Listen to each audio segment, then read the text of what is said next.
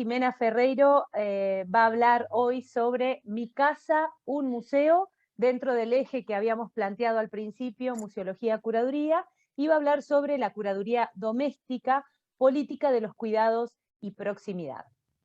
La voy a presentar a Jimena y después le damos paso a su ponencia.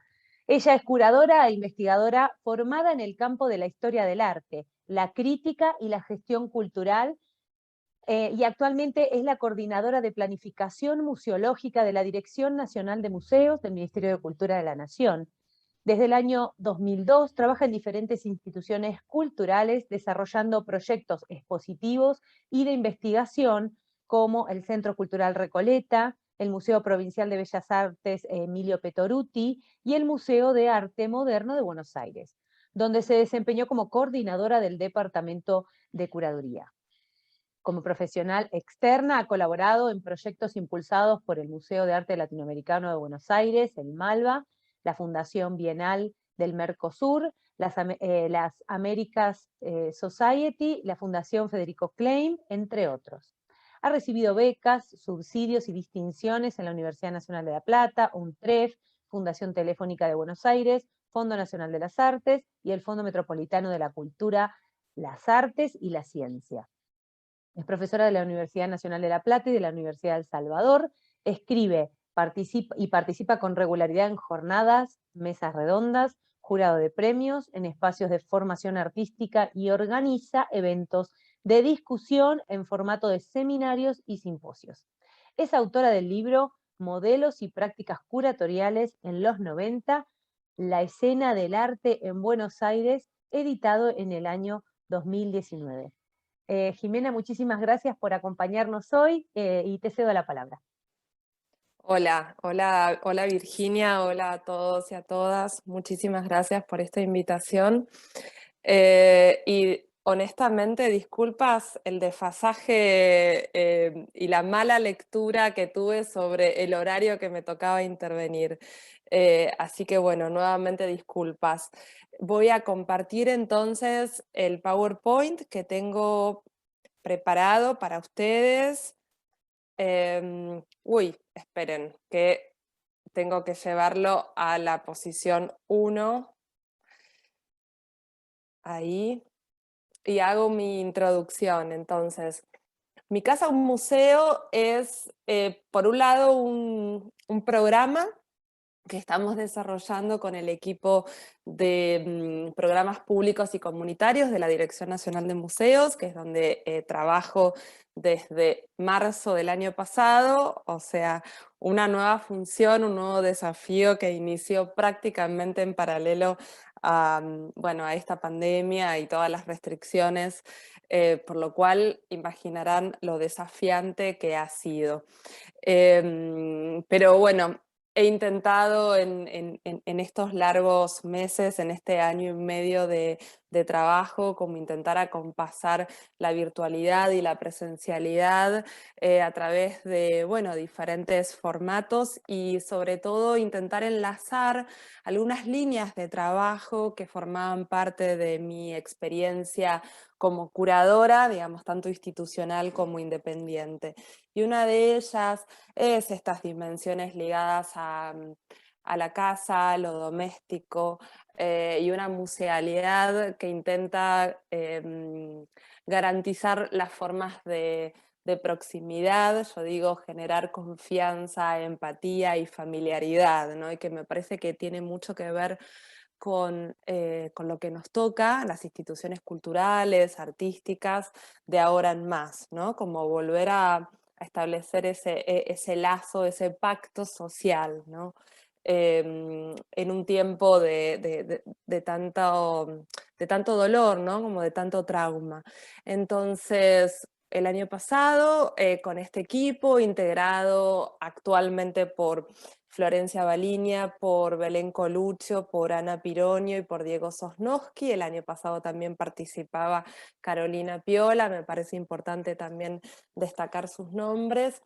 Hicimos esta pequeña campaña, esta fue una de las imágenes en donde intentábamos vincular un aspecto que me interesa muchísimo en términos de investigación, que es la historia institucional, ¿no? Y justamente la Dirección Nacional de Museos, que tiene a su cargo 23 museos, entre los que está el Museo Histórico Sarmiento, que dirige Virginia luego de haber ganado el concurso. Tiene, imaginarán, una variedad de tipologías, son museos de historia, son museos de arte, y hay una tipología que a mí me interesa especialmente, que es la de la casa museo, que me parece que tiene mucho que ver y mucho potencial con estas formas de habitar, estas nuevas formas de habitar, digamos, de generar cercanía que nos toca entonces de ahora en más. Y les decía que esto se vincula bastante con mis temas de investigación, porque bueno, en torno a los años 90 y la construcción del campo artístico profesional, ¿no? Con todo el andamiaje institucional que se generó a partir de un momento de una enorme inversión en el campo artístico, sobre todo piensen que fueron los años en los que se crearon fundaciones muy importantes y tan rectoras como es la Fundación Antorchas, la Fundación Proa, ¿sí? Más hacia finales de la década, el impacto que tendría todas las políticas en torno a la Fundación Telefónica, que bueno, financiaron programas de capacitación y de intercambio profesional muy importantes. Pero en paralelo a que sucedía esto, también sucedía una gesta como un poco más resistente del lado de los artistas que se autoproclamaban como curadores. Entonces, bueno, uno de mis temas ha sido intentar reconstruir estas genealogías en tensión entre una dimensión más profesional y una dimensión más táctica, resistente, que se llamó doméstica. Entonces, esto lo voy a dejar para el final.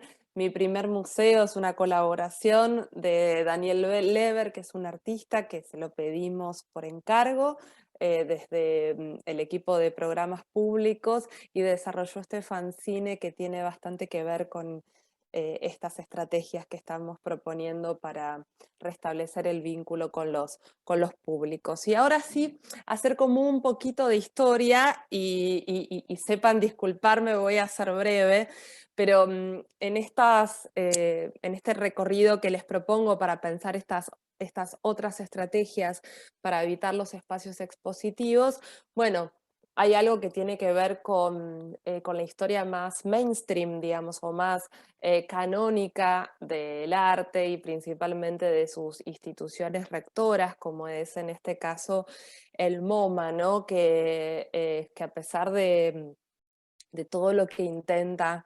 repensarse una y mil veces y ampliar su edificio y demás, sigue siendo un poco un emblema de los museos elitistas, ¿no? Esos museos, bueno, obviamente fundados bajo el paradigma de la modernidad, del arte moderno, en donde la construcción del valor tenía mucho que ver con seguir enfatizando el carácter aurático de la obra de arte, ¿no? Pensar también la vinculación con los espectadores puramente desde lo visible, esta matriz, digamos, de pensamiento tendrá, por supuesto, su punto máximo en la alta modernidad, en torno a los años 50, y con la teoría estético-crítica de Clement Greenberg, ¿no? Pero lo que nos importa en este caso es sobre todo todas las operaciones de exclusión que implica este tipo de museo, ¿no? Poco accesible en todos los sentidos, ¿no?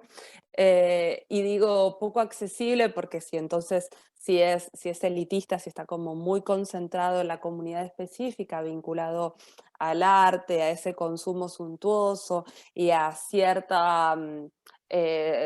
grupo de coleccionistas que por supuesto estuvieron en la base de su formación, implica, bueno, toda una enorme porción de exclusiones varias, ¿no? Pero sobre todo esta concentración en lo visible, bueno, que complejiza el involucramiento de otras dimensiones, sobre todo lo corporal, ¿no?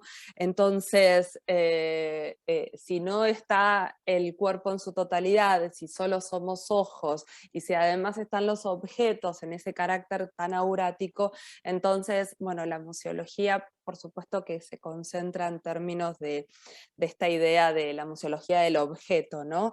Y como resultante, bueno, se cristaliza el cubo blanco como espacio esencializado para el arte, ¿no? Neutro, ascético y sobre todo escindido por completo de los ruidos del espacio urbano, de la conflictividad, etc. Bueno, en fin, podríamos hablar muchísimo de la importancia de MoMA, ¿no?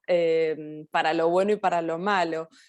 Bueno, en este caso, en esta consolidación de las referencias de los artistas que decantaron la vanguardia histórica de principios del siglo XX, bueno, una retrospectiva de Monet en donde se le quitan los marcos suntuosos con detalle para que entre más en el siglo XX, ¿no? Y en ese esquema entonces de ascetismo del cubo blanco. En este caso, bueno, estas de las buenas cosas que sucedieron durante la pandemia, el MoMA en un acto de generosidad y de política de copyleft, liberó mucho de su archivo maravilloso de historia institucional, y entonces ahí vemos a Alfred Barr, a su primer director, este egresado de Historia del Arte de Harvard, con Audrey Hepburn, ¿no? O sea, como la importancia que rápidamente logró el MoMA como institución privada y rectora.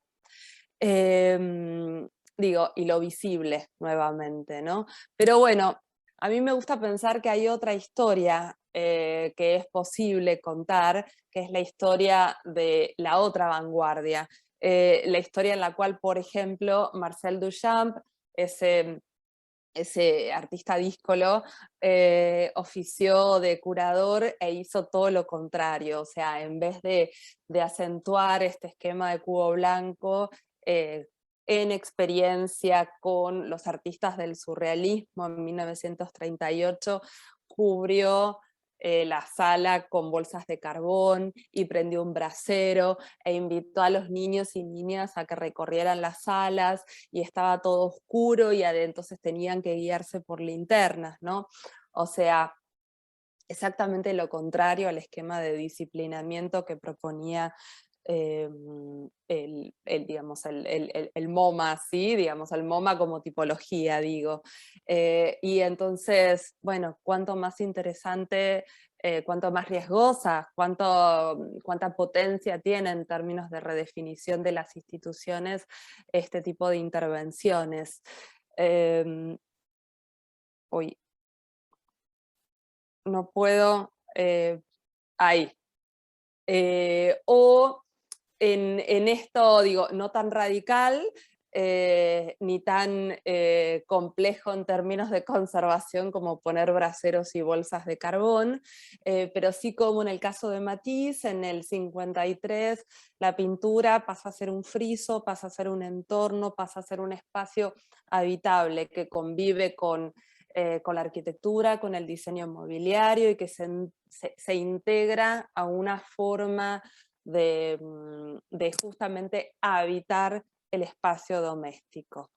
O en el caso de Sonia Delaunay, una de las pocas mujeres, y qué importante volver a acentuar su enorme participación en la historia de la vanguardia a través, además de su sociedad artística y amorosa con Robert Delaunay, y esta pintura entonces que pasa a ser diseño de moda, que pasa a ser textiles, que se convierte en un escaparate, ¿sí? O sea, que se instala en una vidriera y que forma parte de la circulación y del consumo también popular.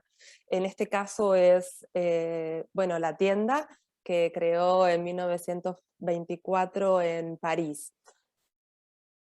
O para no digo, y la historia de la Bauhaus podríamos incluir muchísimas piezas, ¿no? Que intentaron sumar diseño o aunar diseño y arte y proyectarlo hacia la vida cotidiana.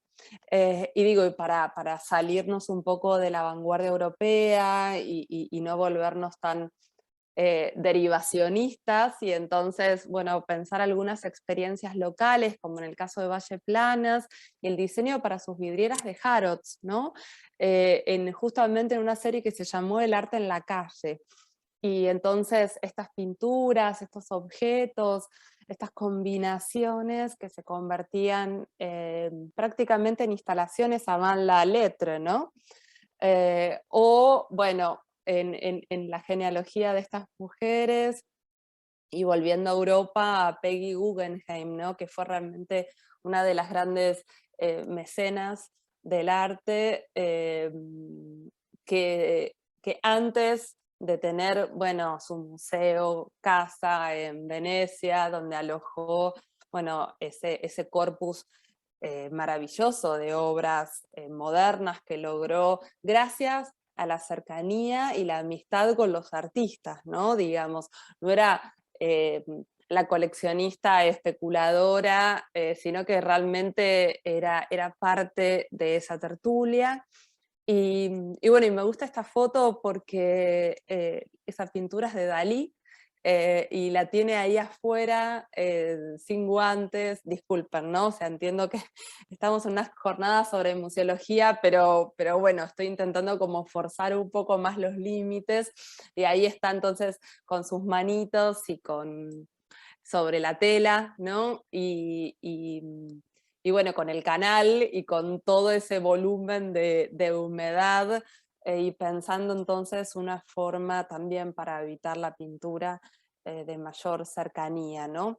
Y bueno, entonces ahora sí, llegando a nuestros museos, estas tipologías hermosas de casas museo, en un momento además muy auspicioso en la historia del arte o en la historia cultural argentina, entre los años 30 y los años 50, en los cuales artistas e intelectuales confiaban en que el Estado podría ser garante de su patrimonio, ¿no? Como de su memoria, y así fue como, en este caso, Ricardo Rojas lega su patrimonio, ese sistema de vida que logró gracias a la colaboración de Ángel Guido, como también arquitecto, y entonces todo es un sistema, todo es un desprendimiento de su obra literaria, de sus ensayos, ¿sí? Y en ese caso ahí hay una mano, la guía de lenguaje accesible, que produjo el equipo de museología y comunidades de la Casa Ricardo Rojas, con María Laura Mendoza a la cabeza. O, bueno, el Terry, museo regional, que estamos intentando ponerle nombre nacional, porque así le corresponde. También José Antonio Terry, un artista perteneciente a la élite, por supuesto, económica, cultural, que como muchos intelectuales también y artistas entre los años 30 y 40 descubrieron el NOA, descubrieron el mundo andino, se instalaron allá, en este caso Terry compró su casa, y luego logró que en el último año de gestión del gobierno de Perón se lograra el decreto, pues, para incorporar esa casa y toda su pinacoteca, para convertirse entonces en lo que es hoy el Museo Nacional más al norte del país. Y entonces ahora sí, rápidamente, contarles cómo enlazo estos temas. Y sí hay una disputa, una polémica en el arte argentino, que atraviesan los años 90 y se proyectan por supuesto hacia los 2000, en términos de esta tensión entre el profesionalismo, que sería un modelo más de apertura global, vinculado justamente a las políticas liberales de los años 90, y un modelo más amateur, doméstico,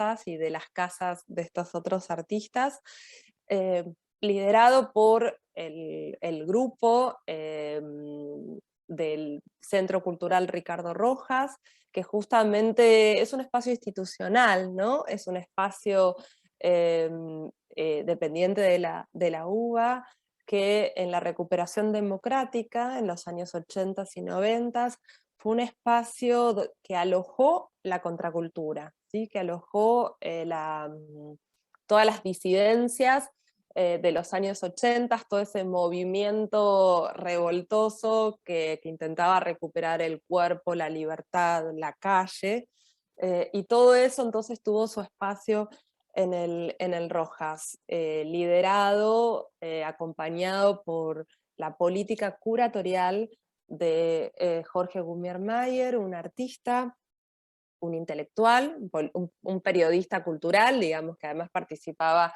de las revistas El Porteño, después Cerdos y Peces, y que entonces logró aglutinar este movimiento, y además que fue quien acuñó este término que nos gusta tanto, que es el de curaduría doméstica.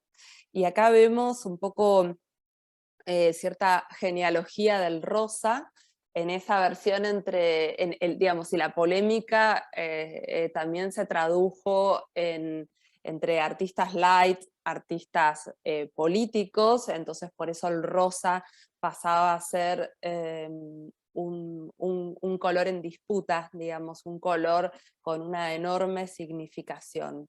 Y entonces, bueno, en esta genealogía contarles ahí que a finales del 99 el Fondo Nacional de las Artes, a través de ese libro que ven a la izquierda, logró como aglutinar este movimiento y produjo este libro, que es un libro más bien visual, que va recorriendo la producción de los artistas y las artistas más destacadas de la época. En la mitad un Suárez, un Pablo Suárez, una pintura que se llama Rosa de Lejos, que es del 88 y es que hoy pertenece a la colección del Macro, y es una de las pinturas que en algún sentido abre esta saga, ¿no? Como que abre esta serie, y a la derecha entonces una pintura de Gachi Jasper, una de las pocas artistas que siempre es bueno destacar en un bloque predominantemente protagonizado por hombres, ¿no? Y entonces a la izquierda, como el amor, es un libro que se publicó en el 2009, cuya autora es Valeria González, quien es ahora mi jefa, ¿sí? Es nuestra secretaria de Patrimonio Cultural, y a la derecha está mi libro, que justamente intenta eh, insertarse en esta tradición de publicaciones que retoman parte de estas tensiones al interior del campo artístico-cultural. En este caso van a ver una de mis curadurías, en este caso junto con Rafael Cipollini, que es un colega de algunos años más grande, y digo porque pertenece tal vez como a la generación anterior a la mía, fue uno de los editores fundadores de la revista Ramona en los años 2000, el espacio bueno, que en algún sentido se prolonga esta tradición del Rojas, la renueva, por supuesto, la transforma, y que fue el órgano, bueno, central de intercambios artísticos, intelectuales y académicos durante todos los 2000. Recuperamos el Rosa, por supuesto, Pablo Suárez, Narciso Plebeyo, Narciso porque bueno, es uno de los motivos, las referencias que están permanentemente en su obra, y Plebeyo porque tiene que ver con esta vocación de los márgenes, ¿no? Como estos repliegues locales que tienen, bueno, que aparecen permanentemente en la discursividad de estos artistas, y principalmente en Pablo Suárez, que es un héroe de la vanguardia de los años 60 y que desde entonces tuvo un enorme protagonismo, una enorme participación en la escena desde entonces, rector, fundador y además formador de muchas generaciones de artistas. Y bueno, a ese Rosa y en Malva, digamos, lo que nos encantaba era que al subir las escaleras uno pudiera ver un gallinero. Esta es una pieza muy importante de Pablo, que habla de, bueno, de estas formas precarias, ¿no?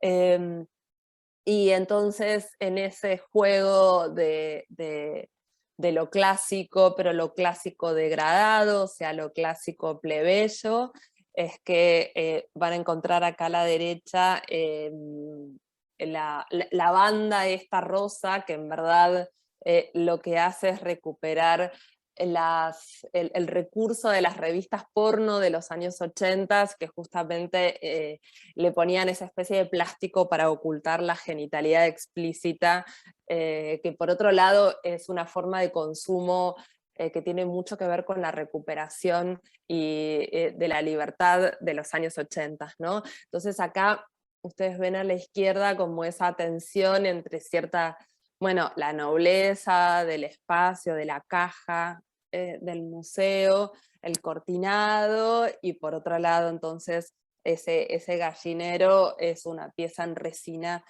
producida con gran detalle, ¿no? Como hiperrealista. Y en este asunto de lo doméstico, entre la experiencia de la vanguardia de los años 60, eh, Pablo Suárez tuvo un momento de interioridad, de repliegue, decimos de exilio en la pintura, que por supuesto tiene que ver con la última dictadura cívico-militar, y entonces ahí en el medio de esa sala digamos, de triple altura de Malva, insertamos una casita, ¿sí? Entonces esa visualidad de la gran escala del Museo Global se veía como interceptada, digamos, por este espacio en donde claramente el espectador, el cuerpo, se metía como en otro código espacial.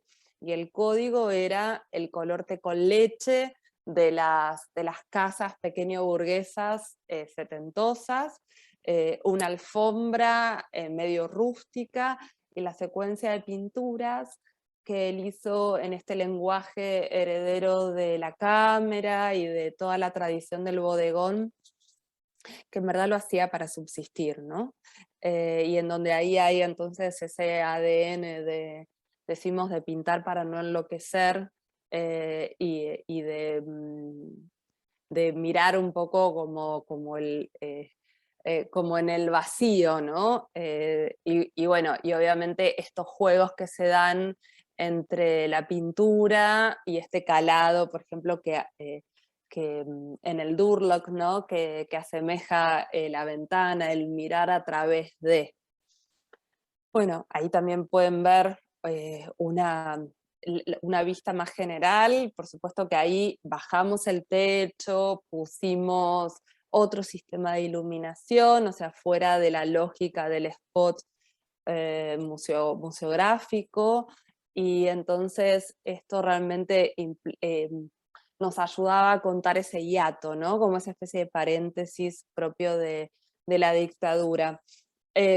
Bueno, y esta baldosa de la izquierda es una baldosa de Pombo, de Marcelo Pombo, que era la obra cero, vamos a decir, la obra fundante de su exhibición en el Museo Fortabat. No es una curaduría mía, es de Inés Katzenstein, pero bueno, Marcelo Pombo estuvo muy vinculado, de hecho hizo una especie de sociedad, una tríada entre Pablo Suárez, Marcelo Pombo y Miguel Jarte. A lo largo de los 90 se exhibieron en 4 oportunidades juntos, y hay algo de ese código doméstico, de esa perversión de la modernidad. Esa baldosa es algo así como un Mondrian eh, travestido, ¿no? Como con moños de cotillón, y ahí decimos que en esa baldosa hay una especie como de ADN de la localidad, que son estas formas entonces más juguetonas que me interesa proponer en términos espaciales, ¿no? Y en este caso, entonces, y volviendo como a las vidrieras y a los escaparates y como esas casas de Peggy Guggenheim y la pintura performateada, digamos. Esto fue una curaduría en el Museo de Arte Moderno de Buenos Aires en el 2015, no, perdón, 2014-2015, que se llamó el Teatro de la Pintura y que justamente recuperaba o sucedía a partir de dos, una témpera y una serigrafía que se concentran, se conservan en el Museo de Sonia Delaunay. Y entonces a partir de ahí, en este caso es una obra de Ad Minoliti, ¿sí? Y ese maniquí, en verdad ahí en esa foto no se ve, pero está mirando una obra de Fernanda Laguna. Y entonces una vista más general para que puedan ver este sistema de bastidores, ¿sí? De estos monocromos de pintura. Es una pieza instalativa de Mariela Scafati, hoy una de las artistas más importantes del país, que justamente lo que hacía era invertir los esquemas de visión de una pintura, y a través del sistema de poleas, entonces el espectador podía acostarse en esa alfombra y ser como aplastado, ¿no? Como invadido por completo, ¿no? Como que su pintura, que la pintura cubra por completo el cuerpo, ¿no? O sea, como estas invitaciones entonces a la participación y a la performatividad del espacio expositivo. Bueno, también estos juegos con el diseño, con el mobiliario, con lo doméstico. Acá se ve una pieza de Cristina Schiavi y unos rulos de Tulio de Sagastizábal. A su vez, bueno, la exhibición contaba una historia sobre la pintura de los años 90 y 2000, pero digamos, no es objeto de esta presentación. Acá sí nuevamente Gumier Mayer y esa forma pervertida también de la vanguardia, que tiene que ver con lo ornamental, que tiene que ver con la forma que se aloja en el diseño popular del mobiliario y no en esa tradición justamente elitista o más noble. Y nuevamente un wallpaper, digamos un empapelado de Mariela Scafati con unas piezas textiles de Fernanda Laguna. Y bueno, en estos escaparates, digamos, en estas vidrieras, y entonces recuperar, en el caso de la Fundación Clem, esa vidriera, un recurso tan atractivo, ¿no? Para la promoción de exhibiciones y en algún sentido tan poco utilizado. En el caso de la Fundación Clem nos metemos en el universo de Clem, ¿no? O sea, como esta figura tan magnética que atravesó la cultura popular, que se volvió un personaje a veces ridiculizado, creo yo, mal ridiculizado, digamos, pero que tuvo un programa de televisión que hizo, a mi criterio, una excelente tarea de divulgación del arte moderno y del arte contemporáneo, y que a su vez está ubicado en una parte muy neurálgica de la cultura porteña de los años 70, 60 y 70, ¿no? Como es ahí su fundación, lo que es ahora la fundación, antes tuvo origen de galería, que ocupaba justamente que nada menos que el espacio de la Galería Bonino, y que tiene algo como con eso de bajar las escaleras, por un lado la dificultad de la accesibilidad, y por otro lado el encanto de las watts, ¿sí? Del mundo nocturno de la Buenos Aires muy, muy porteña, la Buenos Aires del Bajo, en donde también por ahí andaba dando vueltas Federico Manuel Peralta Ramos, Alberto Greco, ¿sí? Que ahora se exhibe con una muestra maravillosa en el Museo de Arte Moderno.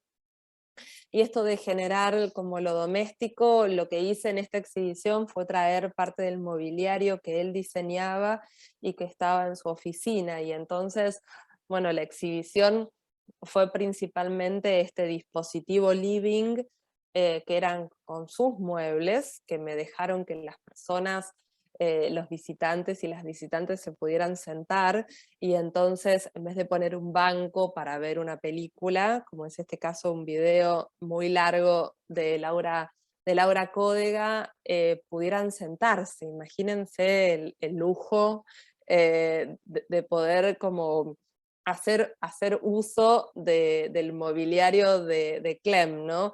Y o en este caso, una experiencia, ustedes acá, en este ángulo superior derecho, van a ver detrás de los chorizos y de los salames, una pintura de Lido Jacopetti, un artista de La Plata, que exhibía frente a las dificultades de encontrar lugares de circulación para su trabajo, entonces estaba ahí en una roticería, y entonces, bueno, vean la diferencia, ¿no? O sea, como lo imposible de lograr como recontextualizar un ámbito, bueno, de comercio en una sala de exhibiciones, pero esto es la Galería Barro, ¿sí? Que en el sistema de galerías en Buenos Aires es tal vez la más, comillas, neoyorquina, y lo que hicimos fue entonces bajarle el techo y bajarle las luces y ponerles estos colores para mínimamente intentar generar un poco más de cercanía. O también en este caso, Paola de la Vega, que lo que hicimos fue utilizar el mobiliario de la Casa de Anticuarios Calvaresi, que tiene, bueno, es un museo en sí mismo, y entonces el sistema de pinturas se sumaba a estos dispositivos domésticos. Acá están sus pinturas hermosas, atmosféricas, e invitamos a Omar Esquirilo. Esta es una foto de su exhibición que se presentó en la Fundación Fortabat. Acá están los objetos, estos del 92, performateados justamente por Kiwi Science. Este que se esconde ahí atrás es Mayer, uno de nuestros objetos de estudio. Y acá está en la pintura, en la escena que montamos con Paola Vega, entonces, el Omar Esquirilo, ¿sí? Y bueno, y como podíamos cambiar, seguimos cambiando, y entonces seguimos modificando los montajes, en este caso un poco más sintético, e invitamos, ya que la galería es una especie de museo hermoso, con un acervo importantísimo, entonces hay un Emilio Centurión que lo dejamos suspendido y cambiamos la araña, o en este caso, bueno, Micaela Piñeiro, sí, y entonces una instalación en donde, bueno, aprovechamos, había una estufa hogar dentro de la galería, bueno, la estufa hogar pasó a ser también un dispositivo que se incorporó a la exhibición. Y bueno, esto acá algunos de las publicaciones de estos debates, pero lo último que les quiero mostrar es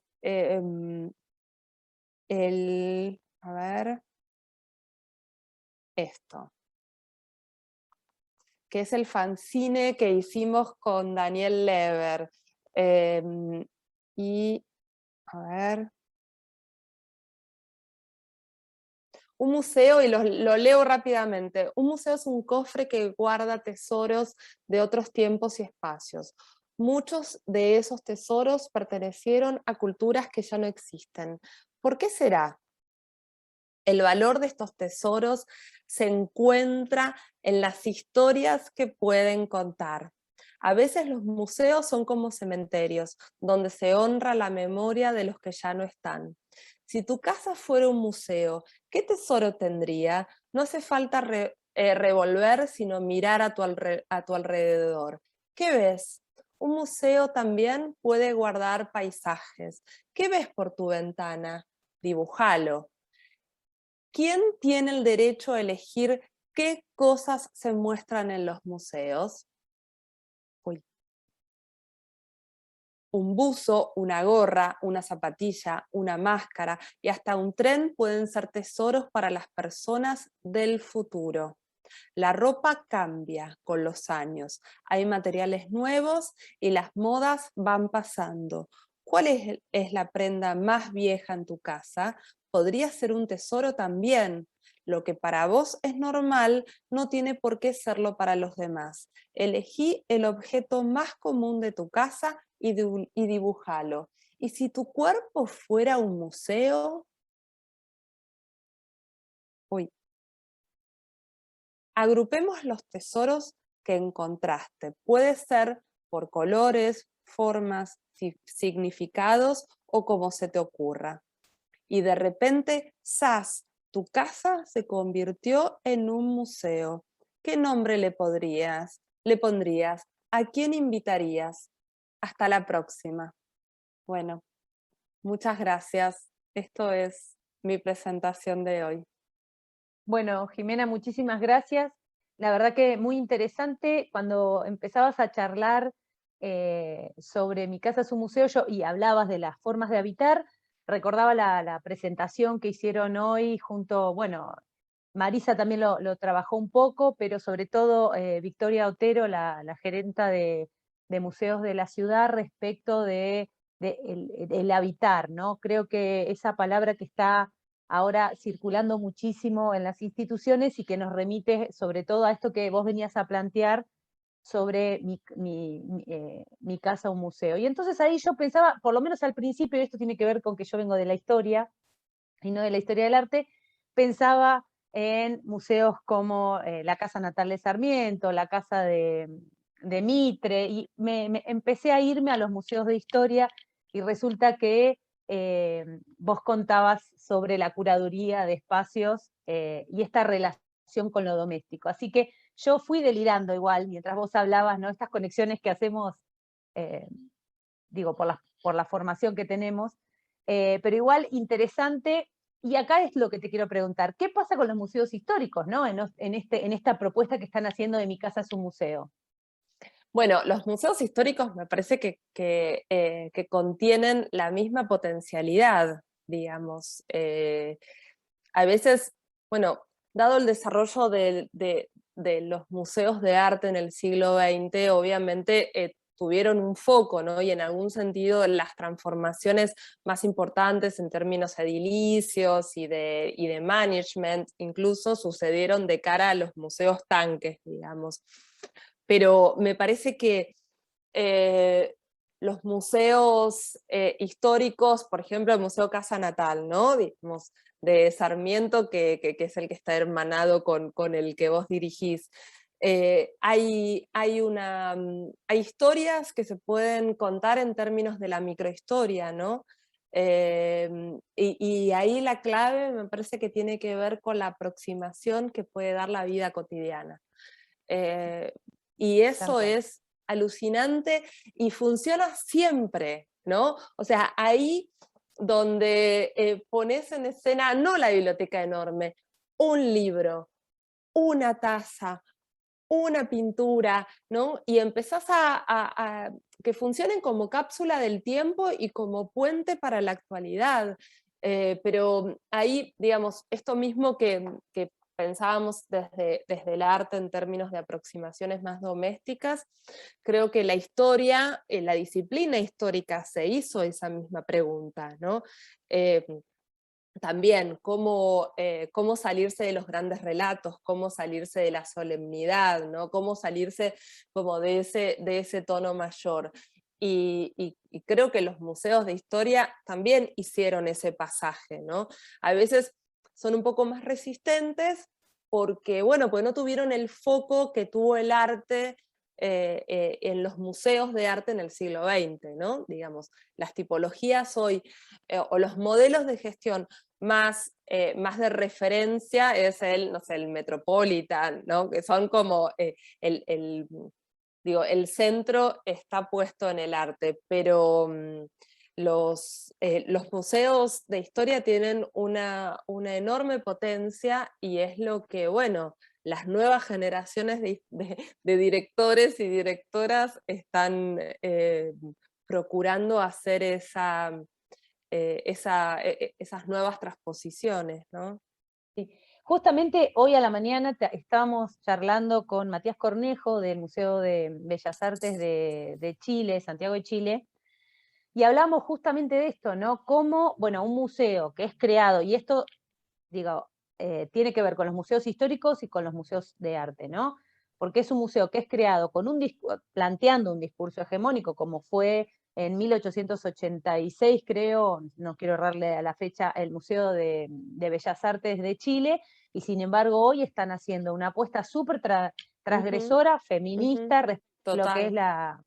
Con la Venus Gloria, arrodillada. ¿no? Exactamente, sí, Mm. exactamente. Entonces, mira vos, simplemente con una escultura, ¿no? Canónica como es la Venus arrodillada, cómo se han generado estos múltiples discursos que han permitido, digo, el fuerte vínculo con la comunidad que está generando hoy el Museo de Bellas Artes. Entonces, Totalmente, sí, sí, sí. Bueno, eh, yo ahí fue la primera exhibición que vi sobre masculinidades y era re provocadora porque si vos ponías la lente, ¿no? Como si le colocabas a los espectadores la lente sobre masculinidades, aparecía lo homoerótico en la mayoría de las pinturas que esa es una exposición del consideramos. 2009, ¿o no?